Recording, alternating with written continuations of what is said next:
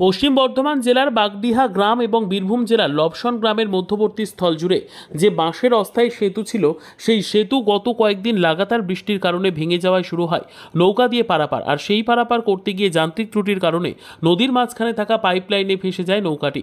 ঘটনাটি ঘটেছে জামুরিয়া বিধানসভার বাগডিহা সিদ্ধপুর এলাকার অজয় নদীর ঘাটে। এই ঘটনাকে ঘিরে চাঞ্চল্য ছড়ায় এলাকায় এবং বহু মানুষ ভিড় জমায়। ঘটনার খবর পেয়ে ঘটনাস্থলে আসে জামুরিয়া থানা, কেন্দা ফাঁড়ি ও চুরুলিয়া ফাঁড়ির পুলিশ বাহিনী। এছাড়াও জামুরিয়া ব্লকের সমষ্টি উন্নয়ন আধিকারিক, আসানসোল মহকুমা শাসক, জামুরিয়া ব্লক 2 এর সহসভাপতি দীনেশ চক্রবর্তী ও চিচুরিয়া পঞ্চায়েতের উপপ্রধান সোমনাথ চক্রবর্তী ঘটনাস্থলে এসে উপস্থিত হন। পুলিশ ঘটনাস্থলে এসে সিভিল ডিফেন্সের বিপর্যয় মোকাবিলা দলকে খবর দিলে প্রায় ঘণ্টাখানেকের মধ্যে ঘটনাস্থলে উপস্থিত হয় তারা। বিপর্যয় মোকাবিলা দল যুদ্ধকালীন তৎপরতার সাথে নদীর তীরবর্তী স্থল থেকে বীরভূম থেকে আগত 16 জন যাত্রীকে উদ্ধারের চেষ্টা করে, কিন্তু নদীর জলের স্রোত বেশি থাকার ফলে বাধার সম্মুখীন হতে হয় তাঁদের।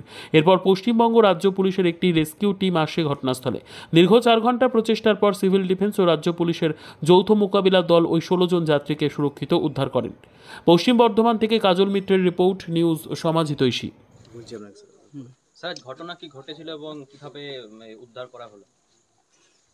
আমাদের বীরভূমের ওই ওই ওইদিকে একটা ঘাট আছে, সেই ঘাট থেকে এনারা আসছিলেন, 16 জন ছিলেন মাঝি সহ।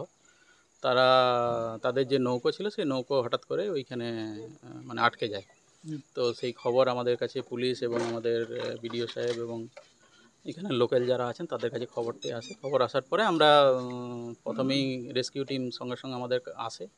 তো যেহেতু এমন একটা রাতের সিচুয়েশন ছিল বলে আমাদের একটু উদ্ধারের সময় আমাদেরকে 2-3টে জায়গা থেকে করতে হয়েছে। আমাদের ডিজাস্টার ম্যানেজমেন্ট টিম প্রথম আসে, পুলিশের সঙ্গে পুলিশ, বিডিও সাহেব এবং আমাদের লোকাল পঞ্চায়েত এবং পঞ্চায়েত সমিতির যারা আছেন সবাই মিলে আমাদের তার সঙ্গে আমাদের যেটা পরবর্তীকালে SDRF টিম, যেটা 7th ব্যাটালিয়ন, এবং সবাই মিলে আমাদের এই উদ্ধার কার্যটা হয়। কতক্ষণ প্রচেষ্টার পর এই উদ্ধার কার্য?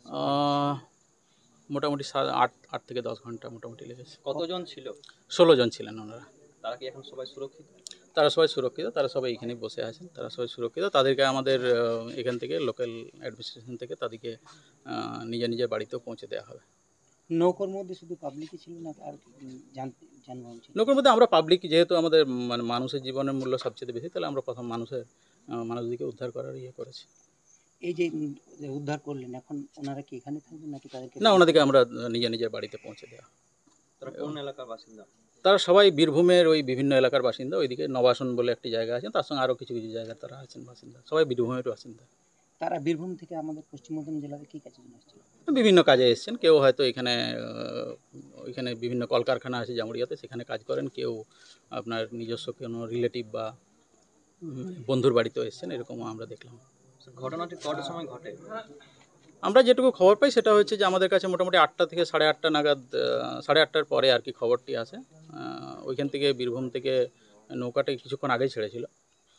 তারপর থেকে আমাদের অপারেশন মোটামুটি স্টার্ট হয়েছে এবং লাগাতার সবারই সহযোগিতাতে আমরা মোটামুটি এই সময় উদ্ধার করতে পারলাম। কী কারণে ঘটনাটি ঘটেছে? সেই ঘটনা তো আপনারা যেটা অলরেডি দেখিয়েছেন যে ওইখানে মেবি ওইখানে ভিতরে কিছু কোনো যান্ত্রিক ত্রুটিও হতে পারে বা হয়েছে, সেটা পরে বোঝা যাবে অ্যাকচুয়ালি যান্ত্রিক ত্রুটি বা কোনো কারণে হয়েছে। স্যার, জানা যাচ্ছে যে নৌকা অবৈধভাবে চলাচল করছে, এই নিয়ে আপনার প্রশাসন? এই নিয়ে আমরা এখনো কিছু জানি না।